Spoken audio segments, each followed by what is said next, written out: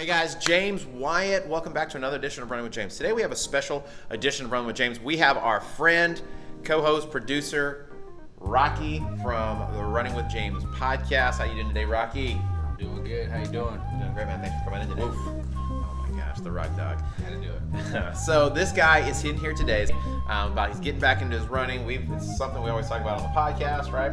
And so he's like, I got to get my stuff together. I want to work on my running form. James, can we do an assessment? And so I thought, man, this would be a great idea for us to get together and let you guys see what are the ins and outs, what does a run assessment look like, what are the things we want to be kind of looking for, so something you could probably do on your own.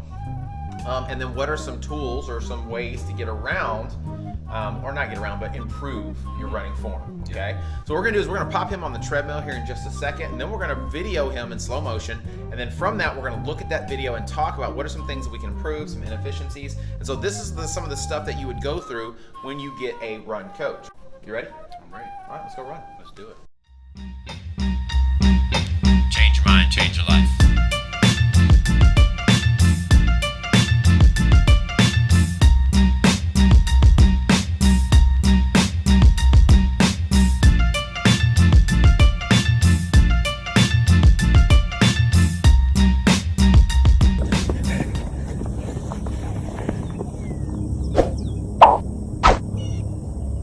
All right, brother, so here's what we're gonna do. So we're gonna jump on the treadmill, okay? So what I want you to do is you're gonna run nice and easy pace, okay? So basically, obviously speeds. This is your first time on the treadmill?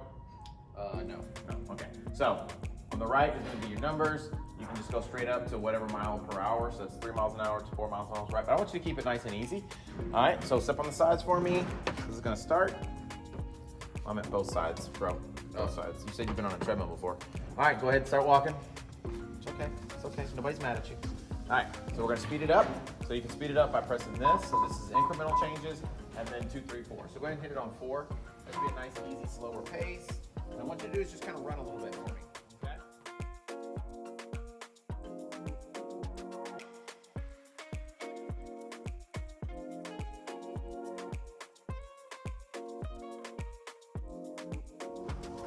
And you can stop it. All right, sweet.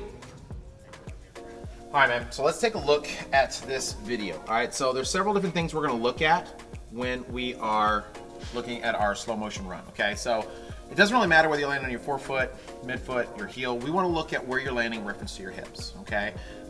There's so many different things that really involve like efficient running form, your vertical oscillation. So how much are you bouncing when you're running? Are you overstriding, right? So are you landing in front of yourself instead of, underneath your hips?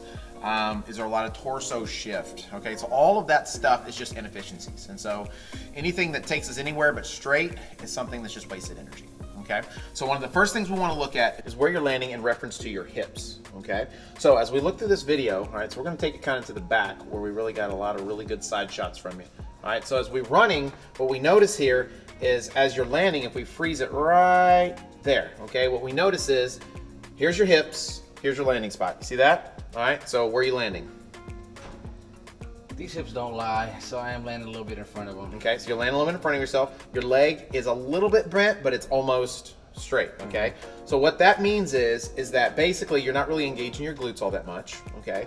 And then the other thing is when you land in front of yourself, you're slowing yourself down, okay? Putting the brakes on. You're putting the brakes on. We actually call that heel brake, okay? So one of the things we want to try to work on doing is let's try to see if we can quicken this cadence to help shorten our stride a little bit, to allow us to land more directly on our hips. We want this stuff to be right about there, all right? So if we can get you to land like this, see how this is directly under your hip? See how that knee is nice and bent, okay? So now you're able to engage that hamstring, your glutes, and your quad, your glutes, and then your calf, okay? And so what happens is you create this thing called an eccentric load. So what happens when you take a rubber ball and you throw it on the ground? Bounces back up. Bounces back up, right? So it's kinetic energy. It's called an eccentric load. So your muscles do something very similar to that. So if you can allow the gravity to kind of help push your body down underneath those hips, those muscles respond and it kind of sends you forward, okay?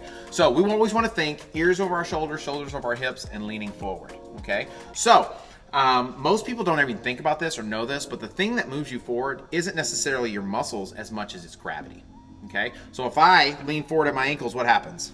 You're gonna go forward. I'm falling forward, right? Why am I falling forward? gravity's pushing you down. Because gravity's pushing you down. So if you can learn to catch yourself underneath your hips, then you make yourself a lot more efficient because you're letting gravity do the majority of the work.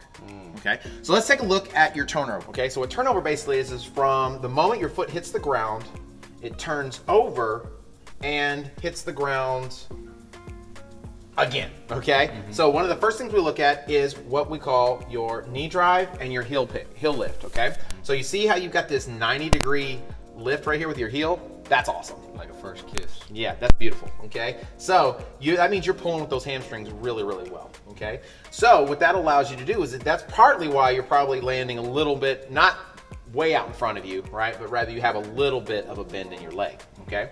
But if you'll notice, where's your knee at? In front of me? Do you see the knee? Oh no, it's actually looks Like hidden behind the other knee, right? Yeah. So if we could get this knee to be more up here, so in other words, we can develop some greater knee drive.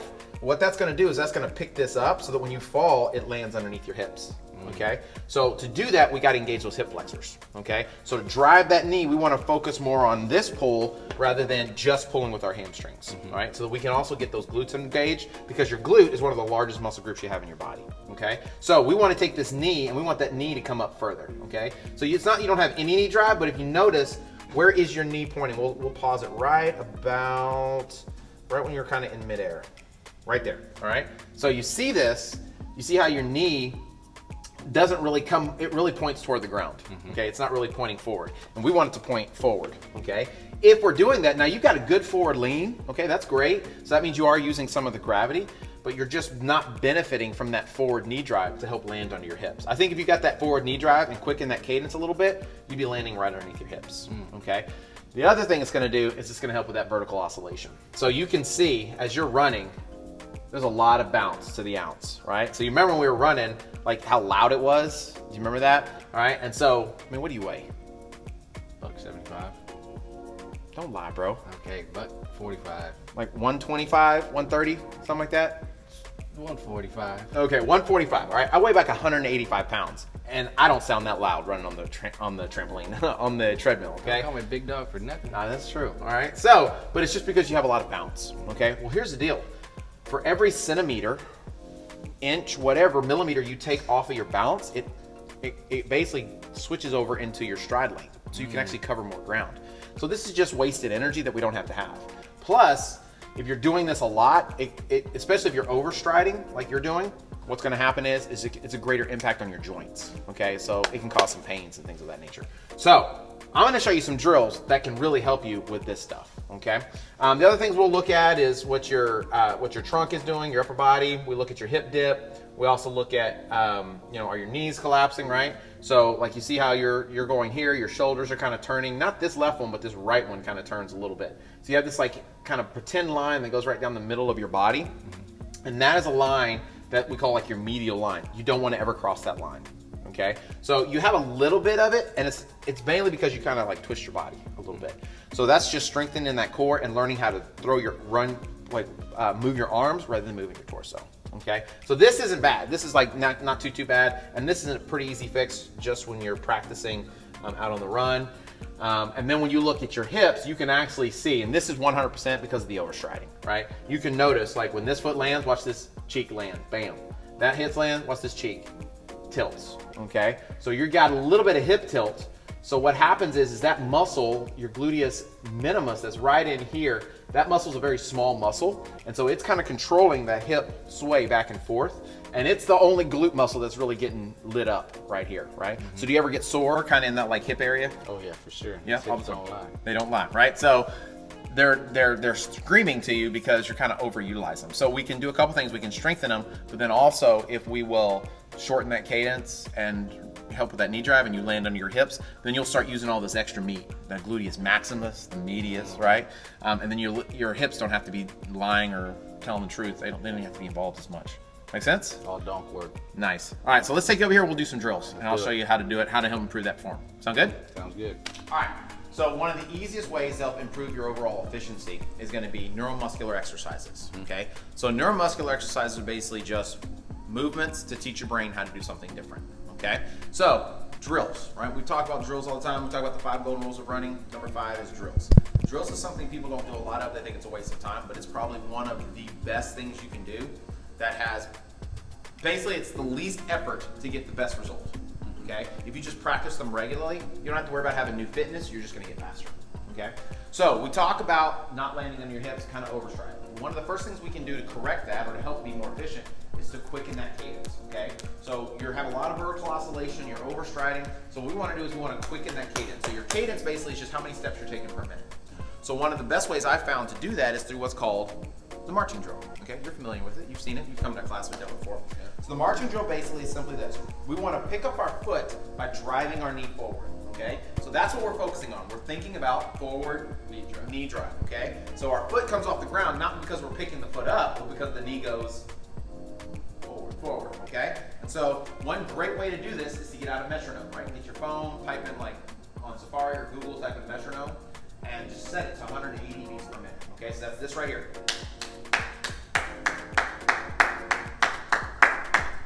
Now you want to keep that, and I want you to slowly go ahead and pick your feet up slightly off the ground.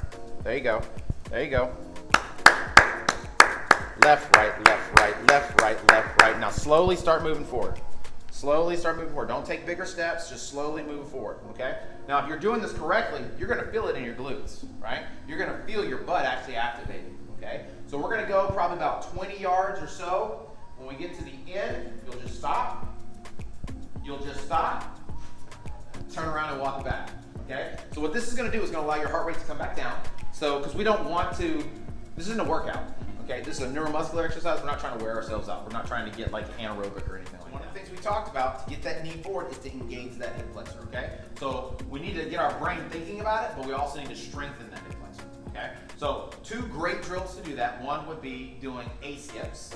Another would be doing high knees, okay? And there's different variations, A skips, A drive, like B skips. There's all different types of drills, but this is a great foundational movement. So here's the deal. What you want to do, ears over the shoulders, shoulders over the hips, hips over the ankles. You're going to bring your leg up and then right back underneath your hip. Then you're going to do the other one up and right back underneath your hip, okay? So that's the movement. You want to make sure that you're landing underneath your hip and your knee is going above your hip. Knee above your hip, feet under your hip. Now once you have that movement, then you're going to add a hop. Hop, hop, hop, hop, right? Try to make the little hops, little skips. Now the skip is going to be the thing that takes us forward, okay? So now slowly start moving forward. All right, now pause. All right, so what I want you to think about is what you just did is when you landed, your toe was pointed. I don't know if you noticed that or not. So here's what I see happen all the time.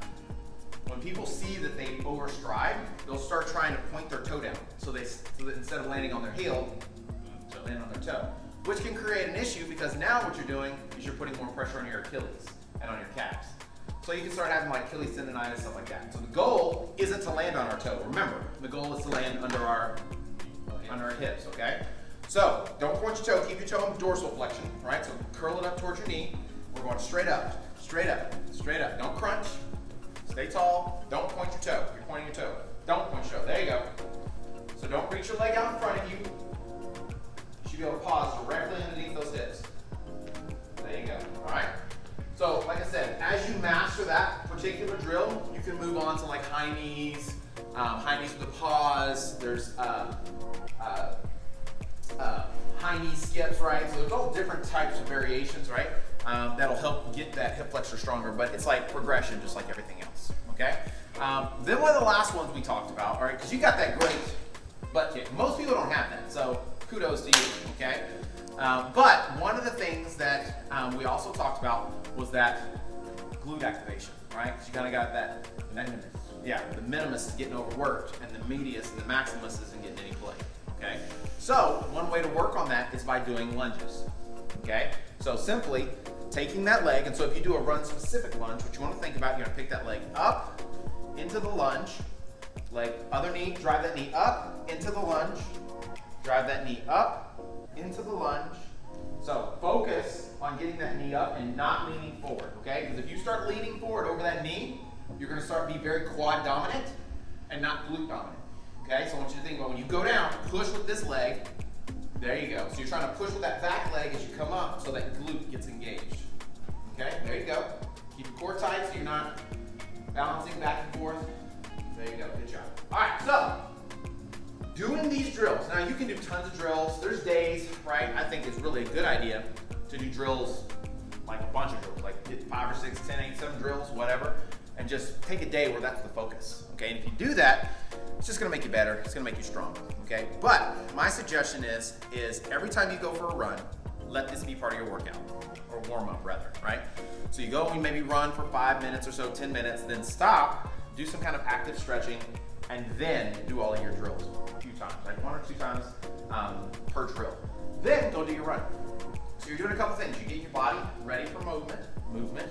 You're getting blood flowing, and then on top of that, what you're doing is you're setting your brain up for better, more efficient running form. And then the last benefit is you're creating basically a habit, right? You're creating a routine that you do before every run, so that when it's race day, you've got something that you already feel natural, something regular to do. You actually have a plan, so that when you get in there, it can help you relax and help you get into the zone so you can hit those paces, hit your goal overall a little bit better. Practice problem before test. Exactly right? So we don't do anything new on race day. Everything that we're doing in our training is preparing us for the race. All right, you got any questions? I do. Okay. All right. So this English Bulldog is ready to become a Greyhound. Okay. How long is it going to take me now? Well, I mean, really it's going to depend, all right? The first thing I would tell you is, you mentioned something earlier, is that you said you were like, 1 week you'd run 20 miles, 1 week you'd run 5, right? So you were kind of inconsistent with your mileage buildup, okay? So the quicker you can get some consistency, i.e. develop a plan, the faster you're going to get to whatever your goals are going to be, okay? Do you have a goal in mind? Other than Greyhound, because it's very generic. I just literally on my vision board is a picture of a Greyhound. A picture of a crown, okay. So let's get some more specific goals, and that'll probably help you, because then you can create that plan to get towards your goals, okay? But no matter what, this is what you need to remember. 5 golden rules of running. 80-20, so run easy the majority of the time, where you can talk. If you're watching your heart rate, keep your heart rate in like zone 2, zone 3. The 10% rule, don't increase your volume more than 10%, but you need to be gradually increasing. So don't do 20 and 5. Do more like 10 and 11, or 15 and 16 and a half from week to week, to allow your body the time for the adaptations so that you can actually improve. Okay.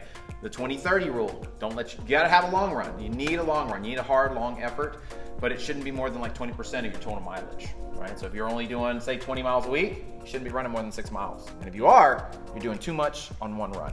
Okay. And then the other 2, strength training. If you can get that in once or twice a week, doing your drills every single time you go and run, it's going to do wonders for that Greyhound in you. Ain't nothing but the dog in you. So I got to take my time between my drills? Because you told me to walk and all that. Yeah, I would. Yeah. My drills are like putting clothes on. Yeah, no. Getting So out the door. a lot of people do that. That's better than nothing, okay? But if you'll take your time and be deliberate with it, doesn't take that long, literally. I mean, it's really quick. It's 5 minutes out of your run, out of your workout. I would rather you go 5 minutes less on your run and spend the extra 5 minutes on the drills. It's probably gonna do you more good. He said it first. He said it, so I'm 5 minutes less from now on. Yeah, or just, you can also get there 5 minutes earlier to make sure it's done, or spend an extra 5 minutes. But if it was one or the other, I would say take the extra 5 minutes and do the drills.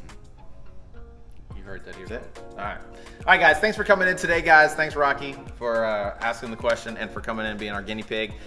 So if you guys, maybe you have some inefficiencies in your form, or you're not sure if you have inefficiencies in your form, whatever it may be, maybe some struggles, if you're having pains in your knees or your hips, just write down in the comments section below what your struggles are, what you're dealing with. We can give you some drills, maybe some exercises that you might be able to do to help improve your overall economy and efficiency, right? So this is all about doing it together, right? We are a team, we're a fam, so we appreciate it every time you guys come in. So you can follow us at mybcfit.com. You can check us out on Instagram, Running with James and mybcfit. You can check out Rocky G, right? And Lauren. Every single Wednesday we drop a new podcast episode. We talk about training tips, funny stories, whatever. Just having a good time. Oh, yeah. And we enjoy it. I do. Yeah, we have a good time doing it, so I'm sure you guys will too. So thanks for coming in. Remember, when you change your mind, You can change your life. ooh, it's like this guy knew that or something. I don't know. Bam.